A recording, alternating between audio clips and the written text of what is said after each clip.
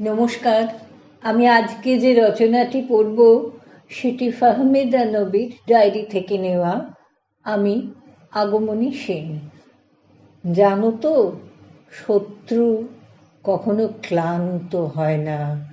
তুমি হয়রান হবে, কিন্তু শত্রু ভুলবে না এক মুহূর্তের জন্য তোমার ক্ষতির নীল নকশা। শত্রুর কখনো বয়স বাড়ে না। শত্রুর ডালপালা, চোখের জোর, সব কিছু এত বেশি ধূর্ত তার, যা কল্পনাও করা যায় না।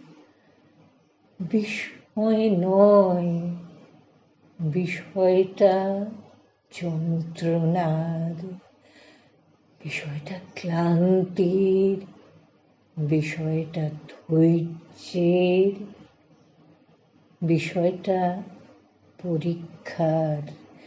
মনে রাখা প্রয়োজন, মানসিক শক্তি রাখা প্রয়োজন, সাহস রাখা প্রয়োজন।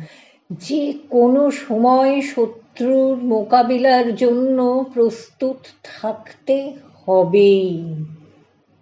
বহুকাল ধরে যেমন আছো, কখন যে কি করবে তার কোনো ঠিক নাই। বড়শিতে মাছ ধরবার জন্য ছিপ নদীতে ফেলেই রাখে, ক্লান্ত হয় না। কারণ শত্রু, ষড়যন্ত্রকারী, লোভীদের এটা আসলে শৌখিনতা।